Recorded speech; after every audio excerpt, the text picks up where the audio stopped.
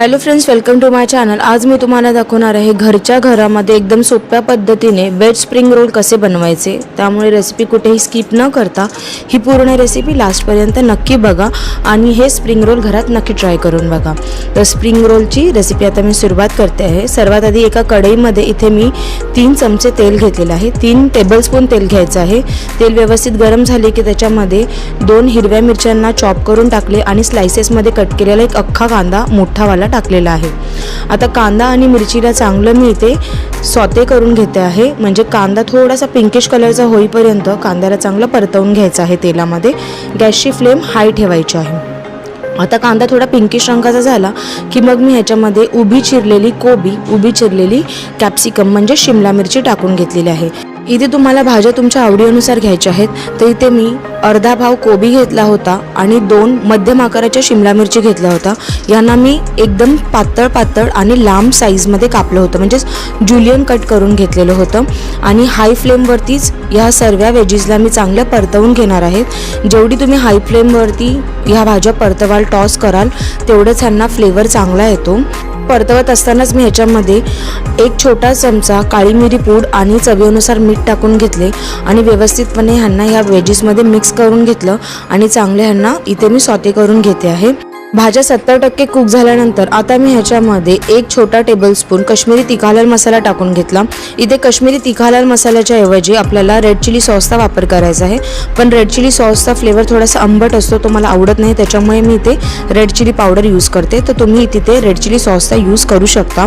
त्याचबरोबर मी 1 आणि अर्धा चमचा म्हणजेच 1.5 चमचा भरून सोया सॉस टाकून घेतला आणि 1 चमचा विनेगर टाकलं आणि हे सगळे सॉसेस जे आहेत ते या भाज्यांमध्ये चांगले टॉस करून घेतले।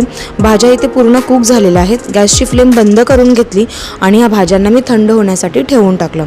स्प्रिंग रोलची स्टफिंग तर इथे रेडी झाली आहे। स्प्रिंग रोलचं कवरसुद्धा मी घरातच बनवलं होतं। तर त्यासाठी मी काय केलं, तर एका बाउलमध्ये 1 वाटी मैद्याचं पीठ घेतलेलं आहे। आता जेवढं मैद्याचं पीठ घेतलेलं आहे त्याचं अर्धा वाटी इथे आपल्याला कॉर्नफ्लॉवर घ्यायचं आहे। जेवढं तुम्ही पीठ घेणार मैद्याचं त्याच्या अर्धी क्वांटिटी आपल्याला कॉर्नफ्लॉवरची ठेवायची आहे। तर 1 वाटीसाठी मी इथे अर्धा वाटी कॉर्नफ्लॉवरचं पीठ घेतलेलं आहे आणि कॉर्नफ्लॉवरसुद्धा मैद्यामध्ये चांगलं मिक्स करून घेतलं आणि त्याचबरोबर ह्याच्यामध्ये मी चवीनुसार मीठ टाकून घेतलेलं आहे। बस आता ह्याला व्यवस्थितपणे पाण्याने चांगलं मिक्स करून घ्यायचं आहे। पिठामध्ये थोडं पाणी ॲड करायचं आणि त्याच्यानंतर ह्या पिठाला चांगलं मिक्स करत राहायचं। जसं तुम्हाला व्हिडिओमध्ये दिसत आहे तसंच करायचं आहे। असं केल्याने काय होतं की पिठामध्ये गुठळ्या तयार होत नाही आणि पीठ एकसर मिक्स होऊन जातं आणि व्यवस्थित तयारसुद्धा होतं। तर आता मी इथे छान ह्याला मिक्स करत आहे, चांगलं फेटून घेत आहे। तर इथे बघू शकता हे जे पीठ आहे ते पूर्णपणे रेडी झालेलं आहे रॅपचं। तर आता ह्याच्यामध्ये मी योग्य त्या क्वांटिटीमध्ये पाणी टाकून घेते आहे। तर आता इथे मी टोटल 2 ग्लास पाणी यूज केलं होतं या पिठासाठी। तर जेवढं मी तुम्हाला रेशो सांगितलं आहे त्याच्या अनुसार मला 2 ग्लास पाणी लागलेलं आहे। जर का तुम्ही पिठाची क्वांटिटी वाढवणार असाल तर त्यानुसार तुम्हाला पाण्याची क्वांटिटीसुद्धा वाढवावी लागणार आहे। आता हे जे पाणी असणार आहे थोडे रनी कन्सिस्टन्सीमध्ये पाहिजे, म्हणजेच जसं डोस्याचं बॅटर असतं ना त्या पद्धतीचं आपल्याला हे इथं बॅटर तयार करून घ्यायचं आहे। आता मी इथे दुसरं एक बॅटर तयार करून घेते आहे। त्याच्यासाठी मी 2 चमचे मैद्याचं पीठ एका वाटीमध्ये टाकून घेतलेलं आहे आणि त्याच्यामध्ये थोडं करून पाणी मिक्स केलं आणि एक थिक बॅटर तयार करून घेतलं। तर हे बॅटर कशासाठी घेतलेलं आहे, तर जे आपण रोल बनवणार आहे त्याला चिटकवण्यासाठी म्हणून हे बॅटर इथे रेडी करून घेतलेलं आहे। तर आता हे आपलं स्प्रिंग रोलची तयारी पूर्णपणे इथे तयार झालेली आहे। आता आपल्याला नॉनस्टिक पॅन लागणार आहे। तर मी इथे एक नॉनस्टिक पॅन घेतलेला आहे। नॉनस्टिक पॅनला मी गॅसवरती चांगलं गरम करून घेतलेलं आहे। आता नॉनस्टिक पॅन चांगला गरम झाला की त्याच्यावरती अजिबात तेल वगैरे काहीच नाही लावायचं आहे। डायरेक्ट बॅटर सोडायचं आहे आणि बॅटर सोडल्यानंतर त्याला व्यवस्थितपणे पसरवून घ्यायचं आहे। बस बॅटर पसरवून घेतलं तर एवढं लक्षात ठेवायचं आहे की बॅटर थोडंसं पातळ पसरवून घ्यायचं आहे। बॅटर छान इथे पसरलेलं आहे। फक्त 1 मिनिट लागतो एक साईड शिजायला। आता ही जी रॅपची लाटी आहे ती तुम्ही बघू शकता, साईडच्या ज्या कडा आहेत त्याच्या ऑटोमॅटिक सुटल्या गेल्या होत्या। तर मी त्याला लगेच पलटी करून घेतलं आणि दुसऱ्या बाजूने सुद्धा मी 1 मिनिट ह्याला शेकवून घेतलं। त्यानंतर एका प्लेटमध्ये ज्याच्यामध्ये मी हे काढून घेणार आहे त्या प्लेटमध्ये थोडंसं मैदा डस्ट करून घेतला, म्हणजे स्प्रिंग करून घेतला आणि मग त्याच्यामध्ये मी हा जो रॅप आहे तो टाकून घेतलेला आहे। म्हणजे ही जी शीट तयार करून घेतली आहे स्प्रिंग रोलची ती टाकून घेतली आणि पुन्हा त्याच्यावरती थोडासा मैदा स्प्रिंकल केलेला आहे।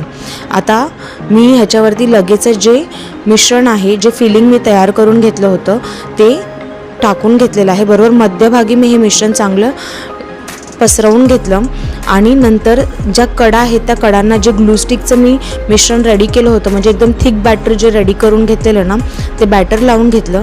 त्याच्यानंतर मी वरच्या बाजूला आतमधल्या साईडला फोल्ड करून घेतलं, मग खालच्या बाजूला आतमधल्या साईडमध्ये फोल्ड करून घेतलं आणि त्याच्यानंतर ह्याला असं गोल गोल करत गेली आणि हा जो एक रॅप आहे तो इथे रेडी झालेला आहे. तर जिथे कुठे तुम्हाला वाटतं की तिथून ते मिश्रण बाहेर निघू शकतो, तिकडे तो जो आपण मैद्याचा घोळ बनवून ठेवलेला आहे तो लावून घ्यायचा आहे आणि त्याला चांगलं चिटकवून घ्यायचं आहे. तर एक रॅप इथे हा रेडी झालेला आहे. आता तुम्हाला मी दुसरा रॅप तयार करून दाखवते. पुन्हा एकदा ज्यांना कळलं नसेल त्यांना पुन्हा एकदा दाखवते. पॅन चांगला गरम करून घ्यायचा, त्याच्यावरती बॅटर टाकून घ्यायचं आहे. बॅटर छान पसरवून घ्यायचं.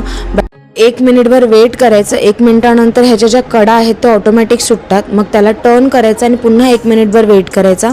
मग ह्याला आपण एका प्लेटमध्ये काढून घ्यायचं. प्लेटमध्ये काढण्याआधी ह्याच्यावरती थोडासा आधी मैदा डस्ट करून घ्यायचा प्लेटवरती, म्हणजेच जे ही लाटी आहे ती त्या प्लेटला चिटकणार नाही. आणि पुन्हा त्या लाटीवरती पुन्हा थोडासा मैदा आपल्याला डस्ट करून घ्यायचा आहे. आणि जर का तुम्हाला एकत्र सर्व पहिला रॅप्स जे आहेत ते रेडी करून घ्यायचे असतील तर एक लाटीवरती दुसरी लाटी ठेवण्याच्या आधी पहिला थोडासा मैदा स्प्रिंकल करायचा, मग त्याच्यावरती लाटी ठेवायची, पुन्हा मैदा स्प्रिंकल करायचा, मग त्याच्यावर लाटी ठेवायची. मग अशाने काय होतं, ज्या शीट्स आहेत त्या एकमेकांना चिटकत नाही आणि मग तुम्ही रॅप इझिली आरामात बनवू शकता. रॅप तयार झाल्यानंतर रॅपच्या बरोबर मध्यभागी जी स्टफिंग रेडी करून घेतलेली ती मी अशी पसरवून घेतली आणि त्याच्यानंतर जे कडा होत्या त्या कडांवरती जो मैद्याचा गोळा आहे तो लावून घेतला. त्याच्यानंतर बाजूच्या 2 साईडला आतमध्ये फोल्ड करून घेतला आणि नंतर मग त्याला रोल करत गेली आणि त्याला सिलेंडर शेपमध्ये तयार करून घेतलं. अशाच पद्धतीने मी सर्व जे रोल्स आहेत ते रेडी करून घेतले. साईडला मी कढईमध्ये तेल गरम करायला ठेवलं होतं. मग त्याच्यामध्ये मी एक एक करून हे जे रोल्स आहेत ते सोडून घेतलेले आहेत. ह्याला व्यवस्थितपणे चांगलं फ्राय करून घ्यायचं. क्रिस्पी कुरकुरीत होईपर्यंत ह्याला फ्राय करून घ्यायचं आहे. आता हे स्प्रिंग रोल बनवायला एकदम इझी आहे, जास्त वेळ लागत नाही. तुम्हाला हवं असल्यास तुम्ही आठवड्याभराचे स्प्रिंग रोल जे आहेत ते तयार करून फ्रीजरमध्ये डीप फ्रीज करून एअरटाईट कंटेनरमध्ये ठेवू शकता आणि जेव्हा तुम्हाला वाटेल तेव्हा ह्या स्प्रिंग रोलला फ्राय करून खाऊ शकता. आता हे स्प्रिंग रोलला छान मीडियम टू हाय फ्लेमवरती चांगलं फ्राय करून घ्यायचं. त्याला छान असा गोल्डन कलर येईपर्यंत ह्याला फ्राय करायचं आहे. अलटपलट करून मी हे स्प्रिंग रोल चांगले फ्राय करून घेतले आणि हे स्प्रिंग रोल फ्राय झाल्यानंतर तुम्ही बघू शकता एकदम छान याला कलर आलेला आहे. लगेचच मी ह्याला तेलामधून काढून घेतलेलं आहे. तेलामधून काढल्यानंतर ह्याला मी एका प्लेटमध्ये आधी ठेवून घेतलं आणि त्याच्यानंतर मी ह्या स्प्रिंग रोलला कट करून घेतलं.